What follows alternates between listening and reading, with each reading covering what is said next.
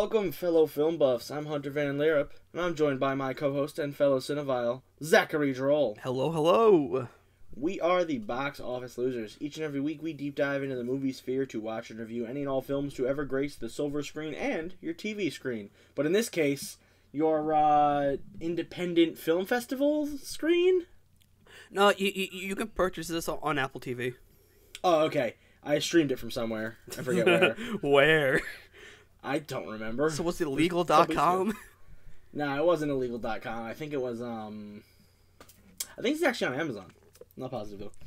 Anyway, this week, Zach, what do we watch? We're watching, but we're talking about You Cannot Kill David Arquette.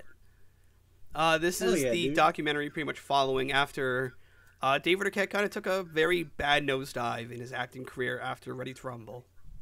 It wasn't even after that. It's after his midlife crisis where he went on like a big old alcohol and bevy binge and got all fucked up. Yeah. He had to go to rehab. He came out. He wanted to fix his life. He's like acting is just being a little slow for me. He's still got movies coming out. I checked his IMDb. He's not working. You know what I mean? He's always in there. But it's just like a lull in his career where he wants to do something he loves, which is wrestling, and it unfortunately got soured because of Ready to Rumble, and now he's ready to redeem himself, and I think he did. Yes, so, especially by the end of it. Oof. I believe this is definitely his redemption. So, You Cannot Kill David Arquette is a 2020 American documentary film directed by David Darg and Price James. It follows David Arquette's attempt to return to wrestling after his acting career stalls.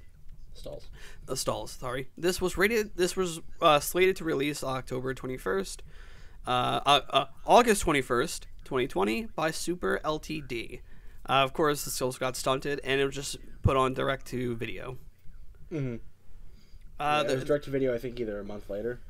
The cast for this, which I can actually pronounce names because they're easy names, is David Arquette, Patricia Arquette, Roseanne Arquette, Richmond Arquette, Courtney Cox, Ric Flair, and Mick Foley. Amongst other people, those are just the yes, amongst a slew of others like Ken Anderson, DDP, Luke Perry's kid. Yes, Luke Perry's kid. Rest in peace. Luke Perry makes a small appearance along with RJ City, everyone else, Nick Gage. Which is, I'll get into that match when we talk about it.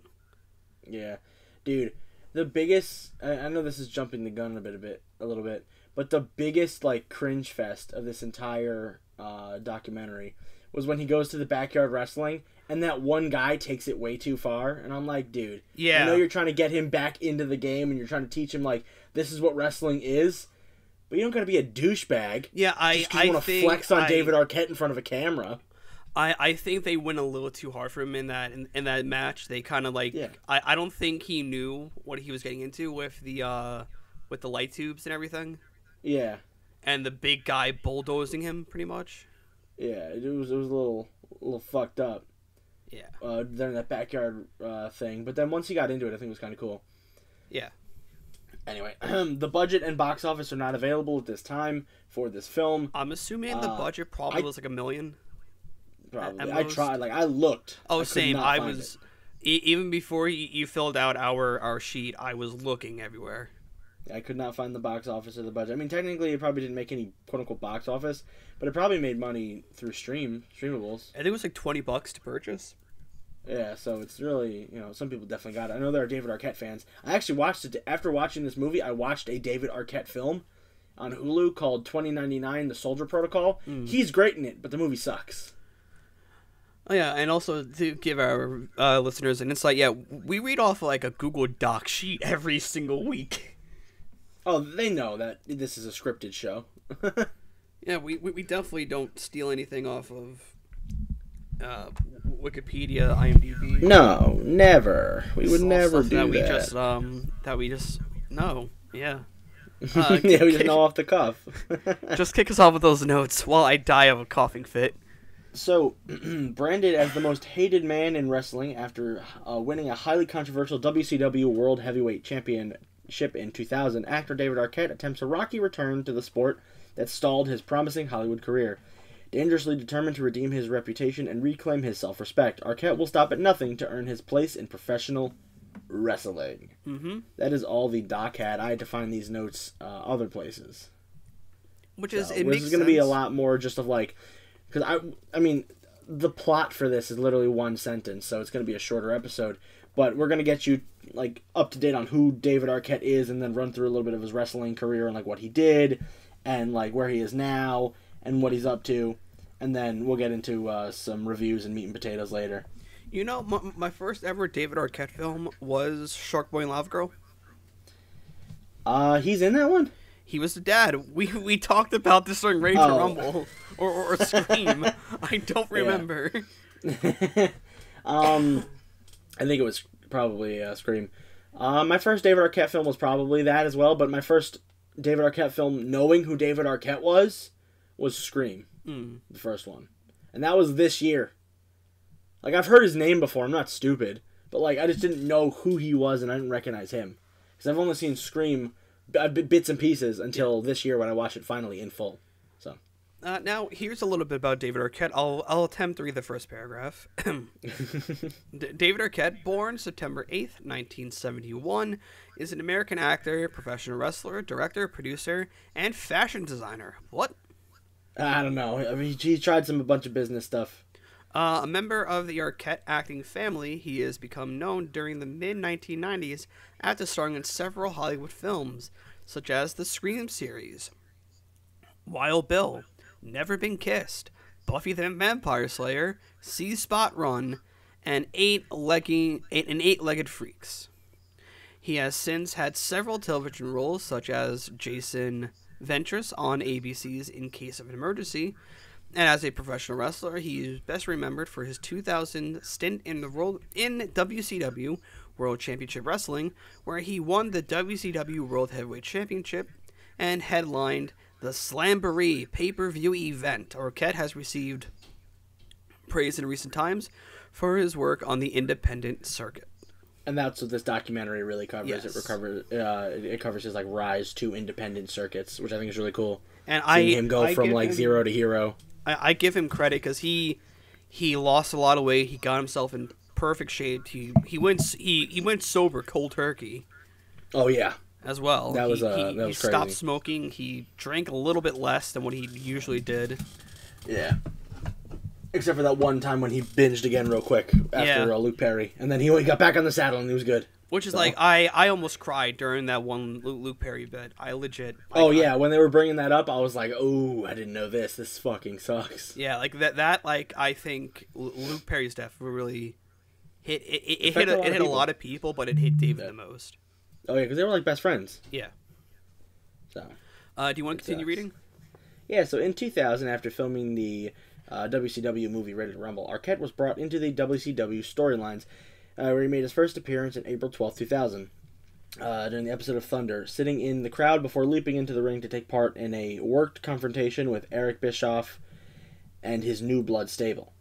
Afterwards, he formed an alliance with Chris Kanyon and then reigning WCW Heavyweight Champion DDP, and with their help, they defeated Bischoff in a singles match on April 24th in an episode of Nitro. On the following episode of Thunder, Arquette teamed up with Page in a match against Bischoff and Jarrett, with the stipulation whichever man would take the pin would take the championship. Arquette pinned Bischoff again, and the match is finished, receiving the WCW Heavyweight Championship in the process. Yes. As I think we talked about this in Ready to Rumble. Yeah, I went back and watched that. I watched half of that episode of WCW Thunder. Mm-hmm. I mainly just I watched, since I could watch it in segments thanks to the WWE Network putting it there. Yeah. So I watched every single segment that had David Arquette leading up to the main event, which was that. Mm. I think if the David Arquette, besides the movie being terrible, I think if they played this right, the David Arquette storyline could have actually been interesting. Oh, but no, they shoehorned him in too hard. And as we're probably gonna get into this, David Arquette never wanted that title. Oh no, because it was disrespectful. Yeah, he saw it as disrespectful. He didn't want to do it. Mm-hmm. I watched this this movie back when it first came out. Then I watched it like a second time, the stream for my friend, And I'm like, yeah, I didn't know Arquette didn't want to do it. I thought Arquette pushed for it. But no, it was Vince Russo. He was like, we gotta do it, bro. We gotta fucking do it, bro. That's and to be honest, that is actually how Vince Russo talks. And he's like, man, we gotta do it. It'll put the ratings over. And that is putting the title on Arquette is what ultimately killed WCW. And yeah, I don't think he needed to get the title. If he just like showed up in that match, fought somebody, it didn't have to be the championship, but he actually beat someone after leaping out of the crowd, people would have been like, "Who the fuck is this guy?" Oh no! So and then okay, so they start doing the stunts, and then he loses the championship. Would have been a lot better. Okay, no, then he works his way up. So it was worded weird. So him jumping the barrier wasn't the same night as the title. It was completely different days. It was like a good week build for that. Essentially, yeah, but we didn't need a week. It said it was the 12th to the 24th. If he just hopped on, fought the guy, and then teamed up with DDP, it would have been totally fine. Oh, you know, if DDP would have picked up the pin, it would have been better. Mm-hmm.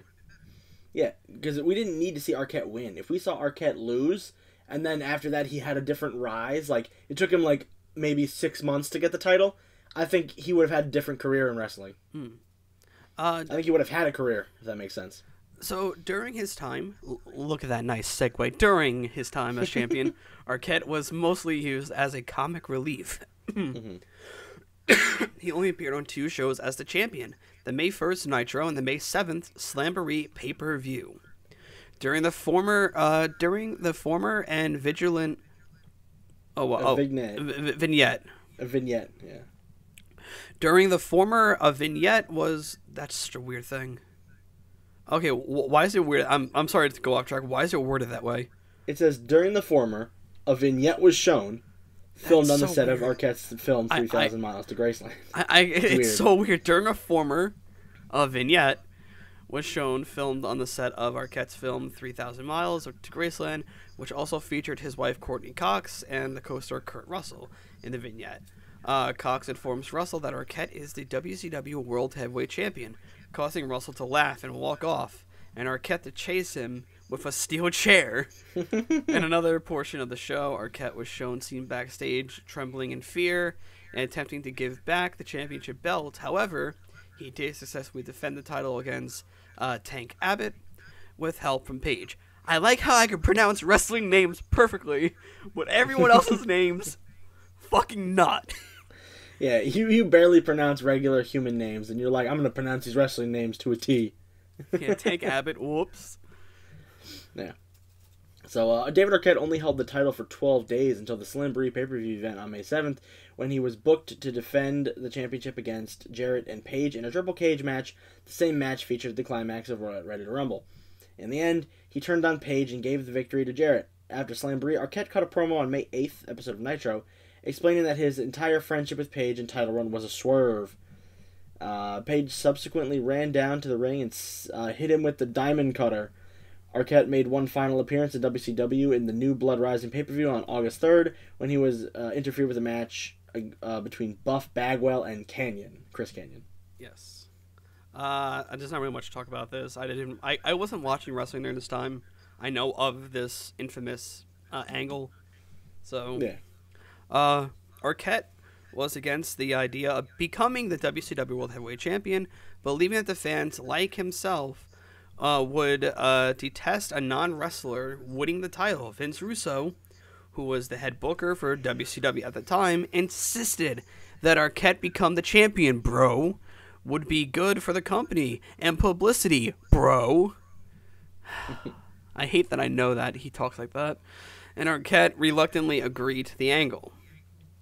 All the money he made during his WCW tenure was donated to the families of Owen Hart, who died in a freak accident at I think it was Over the Edge, and that's when Owen Hart fell from the rafters to his death. Brian Pillman, who is a fantastic wrestler's brother, who died from an undiagnosed heart condition, and Darren Drozdov, who now became a quadriplegic after an in-ring accident where a powerbomb went wrong. Oof. That's why I know a lot of history behind Owen Hart, Brian Pillman, and Droznov. After the World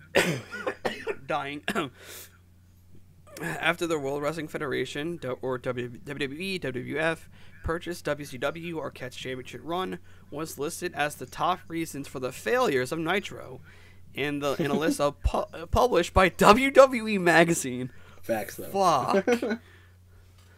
Gene Okerlund stated in the 2009 interview, like how I know that name pretty good too, in 2009 interview on WCW's history, that once Arquette won the title, it might as well have been thrown in the trash due to losing what little credibility it had left at that point. And Arquette's reign as champion has been criticized in other WWE media in the years since, despite the fact that that then WWF itself briefly booked Vince McMahon as the WWF champion months before Arquette's title win. On December 13th, 2010 episode of Raw, Arquette made his WWE debut by teaming with Alex Riley in a handicap match against Randy Orton. I remember this too. You're just like, why is David Arquette here? I remember that too. Why is the dad from Shark Boy and Lava Girl here? In 2008, Arquette said during an interview at the Wendy Williams show, it's years in after 2018. Arquette said on an interview in the Wendy Williams show, after his controversial WCW title win, he has been trolled for 18 years on the internet, and he wants people to have respect for his name in professional wrestling. He began training with professional wrestler Peter Avalone for his which return. we got to see a lot of this in the Yes. the documentary. On July 15th, 2018, Arquette made his return to professional wrestling, making his debut for Champion Wrestling from Hollywood, or CWFH, in a losing effort against RJ City. Yeah, RJ City was pretty cool too. Yeah, RJ City is just like everything. I love when they were talking about the match. Yeah, he's like, that was a cool scene where they're like where they're running through everything and what they're gonna do. That was cool. That's how it actually happens. Oh yeah, no, I totally believe it. It's all choreographed. I love how he's like, just kick my head off. Yeah, he's like, just kick me right and just do it. I love that shit. Do you want to continue reading? I just read a lot. Yeah. On October 6, 2018, Arquette teamed up with RJ City to defeat the team of Halal Beefcake, love that, Idris Abraham and Joe Coleman, in a tag team match at Border City's Wrestling 25th Anniversary show in Windsor, Ontario, Canada. The event was filmed by Impact Wrestling to air as a one-night-only pay-per-view in November 18th, 2018. On November 16, 2018, Arquette wrestled Nick Gage in a death match at Joey Janela's LA Confidential event. During the match, he suffered a severe cut to the neck, causing him to bleed profusely. After the match, he went to the hospital and was operated on. Arquette would later state that he was done with death matches. So this I was want to also talk seen about in the documentary as well. This match. So death matches. No, just a Nick what Gage is a death match? And Arquette one. So Nick Gage is he's a deathmatch king. Yeah. And he was gonna make an example out of Arquette for coming back into the wrestling world, but you can that was clear during the documentary. But you can tell that the moment that when Arquette gets the cut in his neck, both like you can see the reaction of Nick Gage, like, oh my god, what just fucking happened? He was like, oh fuck, because he pauses and you see his face. Mm-hmm, He's like, oh cool shit. He's like, oh, took it too far. So what is a death match, Zach? A death match is essentially it's like an Extreme Rules, but more gruesome. There's light tubes, there's barbed wire, there's any object that can cause to inflict pain. There's like this like kind of like a metal plate with spikes on it that people use. There's kendo sticks, there's fucking brooms, baseball bats, doors, tables, metal ladders. Beat the shit out of each other with weapons? Yes. That's insane. I like when they were doing that, I was like, this just seems a little bit too extreme. I didn't know it was a death match. Yeah, and I give Arquette credit for that match, and I respect Nick Gage as a whole. Because Nick Gage, you could tell, like, as soon as they went back to the ring, Nick Gage was like, okay, call in the audible, roll up, that's it, it's over. Yeah, he was like, we gotta fucking go. And that's when we get to see Luke Perry helping Arquette to the hospital. And also his son, Jack Perry, or as people know him as Jungle Boy, in AEW. They were taking him to the hospital. Yeah, it was a very gruesome thing. And, of course, unfortunately, after that match is when we get the news and hearing that Luke Perry passed. And we get to see the effects of it, but I will read on from this one, and then we'll kind of like talk more. Mm-hmm. On May 23rd, 2019, Arquette made his debut on Being the Elite. I remember this episode. I watched this episode, where he attempted to convince Nick and Matt Jackson to allow him to enter the over-the-budget Battle Royal at AEW's Double or Nothing. Neither of them recognized him at first, however. They eventually recalled his WCW World Heavyweight Championship reign, but still refused to let him compete. Instead, gave him a double super kick. which is, and if anybody here who's a wrestling fan watches Being the Elite, it's all skits, it's all fun, haha, vlog stuff. Oh yeah, it's just extra, you know. Yep. That is pretty much our the notes for David Arquette, and you cannot we just kill... went through like who he is, what he's done, and then his wrestling career thus far, because that's basically what the documentary covers. I honestly should have just put that in the plot. The plot is David Arquette returns to professional wrestling for a series of matches. Yep, that's the entire plot, because the Wikipedia article was like, we're not going to say what the plot of this movie is, and I was like, why? I like the stuff that they did in Mexico. That was pretty like cool.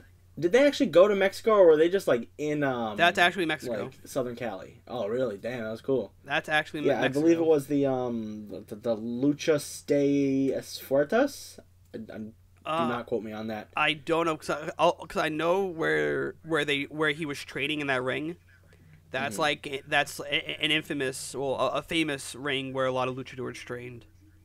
Yeah, they did that in the Luchador show on Netflix. Yes. I mean, not on Netflix. It wasn't a Netflix original. It was a wrestling luchador show that they had on Netflix. That's called Lucha Underground. Yeah, Lucha Underground. I know of it. Hey, I know. I'm a wrestling encyclopedia for the most part. Yeah, you know a lot. You know too much, I would say. Yeah, like I know how to pronounce names to a fucking T.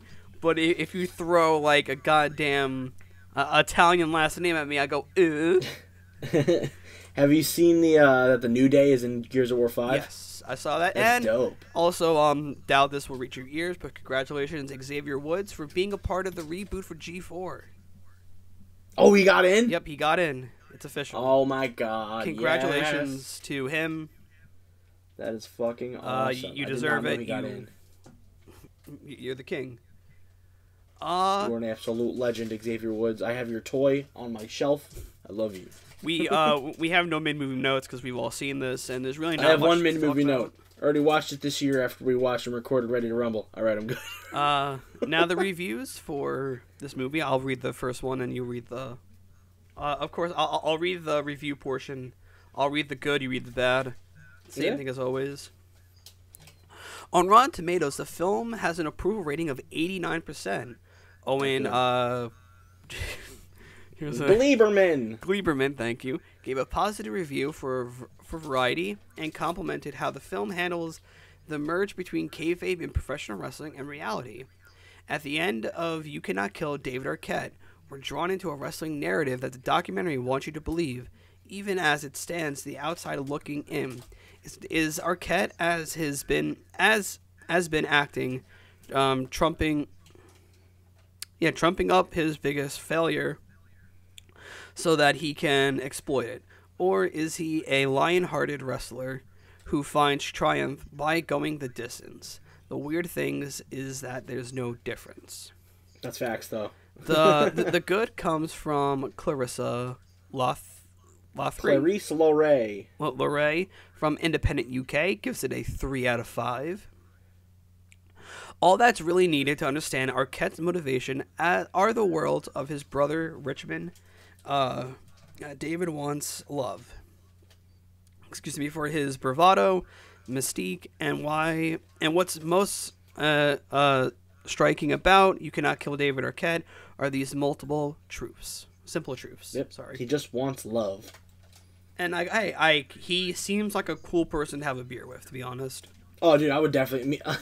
You know what's so crazy about who David Arquette is as a person? If me and you met him on the street, he would definitely come get a beer with us. Like, yes. He's just like that kind of guy. He's essentially like a younger version of Bill Murray, who just hang out with. He went to some random people's backyard wrestling at some random dude's house for no reason, just because he got invited. Like, that's cool. Yeah. David Arquette seems like a class act. Hit us with that bad review. The bad review comes from Peter Bradshaw of The Guardian. He gave it a 2 out of 5. He said, "I can't help thinking that a real documentary could be made about David Arquette's midlife crisis, and this isn't it." I think that's false. This documentary was actually really good. Yeah. There were some really nice shots in there. Had a bunch of good interviews. They got Courtney Cox in there, which I was surprised about. I think because they're not like totally hating each other. That's why. No, I don't think they hate each other at all. I think she thinks he's a big dumb idiot child, but other than that, I think they like each other. I mean, they're both going to be in Scream 5, so they at least have to get along while they're filming. So, Hunter, what did you? And their daughter seems pretty chill with what they're doing. Oh yeah, of course. Yeah. So my review is 7 times David was hit with light bulbs out of 10. Yeah. Okay. So actually, I'll read off my review, then we'll talk about that backyard match. It was the backyard match and the death match. I'm giving this a perfect score, a 10. The Magic Man out of 10. I loved his wrestling persona, the Magic Man. It was so fucking stupid. To talk about that backyard, the first backyard match. You could definitely at the end of it, like, of course, the kid who was beating the living shit out of David, cocky shit face. He was being a character. Oh, I know for sure. He was definitely super like. Because you could tell, like, when David's cleaning himself up, the guy's looking at him like, oh, okay, I'm a little bit sorry. Yeah, he's like, I'm sorry. He's like, I was just trying to get you in the headspace of what being a real wrestler is. He's like, you got to start small. And I'm like, I got it. But, like, in the heat of the moment, I was like, he's going a little too far just because he knows what's happening. He sees the documentary crew filming David. He's trying to get his, like, little shine on, you know? Yeah, because that first punch, he legit stiffed him really hard. Yeah, I was like, you're just literally beating the shit out of David Arquette, who's like a 50-year-old man. Yeah, at that time, he's pretty much like 50.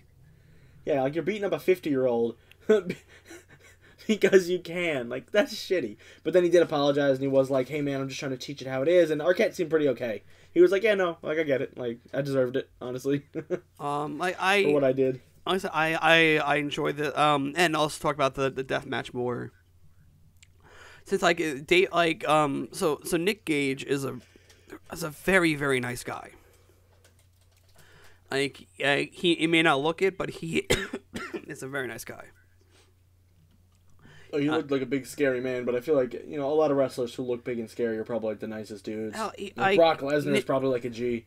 Like with Gage, he has a cameo, for Christ's sakes, and, like, it's very cheap. It's, like, $25.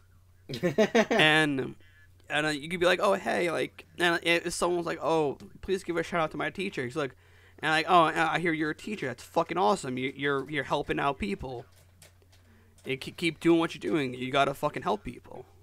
Dude, next time you do like a Mount Rushmore of wrestling, or you do like your own promo for this hit list, you should get Nick Gage to give you a shout out and to shit talk some of your opponents. No, I'm not gonna do that.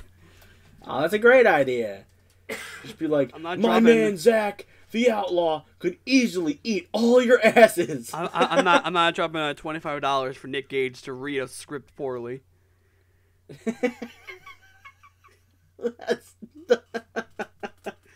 To read a script poorly. That's so mean, dude. He did. I bought a cameo for my teacher. And I wrote down, like, hey, can you get, like, can you say, shout out to Carl, you're the best, like, you're the best professor, and shit like that. He fucking read it wrong.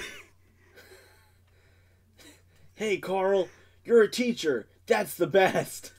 Like, well, let me, I think I still have, I have Cameo on my phone, so I could probably pull up the fucking script I sent him.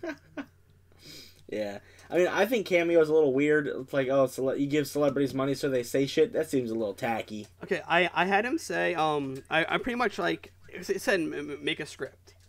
And I never said, hey, can you say? I just put, thank you for being the best college professor in this fucking world. Also, leave Zack and Nick alone about AEW. Pretty much, I put that as the script. It says, like, what do you want them to say? I go, that. And he read it wrong. But no, but Nick Gage is a dope dude. I highly recommend watching some of his matches. They are gruesome, so watch them with. Sounds like he mostly does like the death matches. Oh, he does. He fucking like his. The first ever death match I saw him in, he almost died. Like really. He legit the promoter had to call an audible because so Nick Gage, it was him versus someone in a light tube death match. Mm-hmm. And pretty much there's light tubes lining the ropes. So when Nick Gage got whipped into the ropes, one of the tubes cut his abdominal so bad that he actually died for a little bit. Oh my god! And I watched it. And he was like, I can do it because he's trying to get back up. He's like, I can do just one more spot. They're like, no, you're dying. Stop. Get the fuck out of here, you idiot. That's fucking funny. But yeah, David Arquette, this somehow reaches your ears. Doubt it will, but if it does, we do appreciate you as a person. I respect you as a wrestler. I'm a pro wrestling diehard. You definitely proved yourself, and you definitely paid your dues, and you have my utmost respect. Anything to say, Hunter? I just really like David Arquette as a person. I think his acting is just okay in some of the most recent stuff he's been in, but I don't think that's a detriment to him. I think that's a detriment to the types of movies he is put in. I think he's a decent actor, and I just hope that his independent wrestling career can shoot him up to at least one spot in the WWE. Oh, no, that won't happen. Nah, man, I wouldn't be surprised if they get David. He's a name, you know? Get him in on one match, have him get fucked up. This is why you can't wrestle, David. I don't know, something fun. All right, I guess time to kick us out with this outro, and I'll read it for us. Sounds good. We do thank you guys for listening. You can follow us on Instagram at Box Office Losers and on Twitter at Box Losers. Mainly follow the Instagram though. That's where a lot of the good stuff gets posted. That's where you can kind of keep up to date with our the art that we find, the podcast when it gets uploaded. Don't forget also to subscribe to the YouTube channel. Subscribe to us on Apple, wherever podcasts are found. There's way too many that we're on right now that I can't even list. Please leave a review on Apple. It helps us get up in the numbers. It helps us get exposed more. Share with your friends. That helps as well. Hunter, where can they find you? You can follow me everywhere on @ScruffyMooseman. Mostly on Instagram. I mean, I'm not really on Instagram myself mostly. I use the podcast Instagram and Android's Amazing Podcast. That's my comic book Instagram. I post on that more, but you guys can definitely hit me up on either one of those. And then Pound That Button is a PlayStation podcast I do. That comes out every Tuesday. Zach, where can they find you on the internet? They can find me at Dark Shadow Zack literally everywhere. TikTok, everywhere. Twitter, I'm pretty sure Letterboxd, Instagram, everywhere. I'm a contributor for the Sports Hit List. The Outlaw is my Outlaw of Long Island. Hey, I owe it to you for giving me that name. It's all that's all your fault for giving me that name. I don't remember even giving you that name. You gave me that name when we started up from Under the Ring. I didn't know that, but cool. I'm glad I did. Yeah, I'm a contributor. The Mount Rushmore episode should be up actually today, when this airs. Friday? So nice. Give it a listen, give it a watch. And this is also our final month before we hop into. Well, actually, this is the last episode. Next week, it's Christmas time, baby. Here comes Santa Claus. Here comes Santa Claus. Right to your podcast movie. Yes, thing. we'll be covering a bunch of even the night before. That's for our Hanukkah listeners out there. Nightmare is just a good Christmas movie in general. Yeah, but it's also a Hanukkah movie. A lot of things are Hanukkah movies if you think about it. But yeah, no, that's our Crazy one Nights, for baby. to keep up with the holidays. Yeah, that's really all I can think of. We do appreciate you listening. We hope you had a very happy Thanksgiving. Stay safe out there for today being Black Friday. Yeah, good luck. Yeah. Don't steal a PS5 from me. I'll fucking end you. All right, guys. Thank you all for listening. Peace. Bye-bye. And that's why you cannot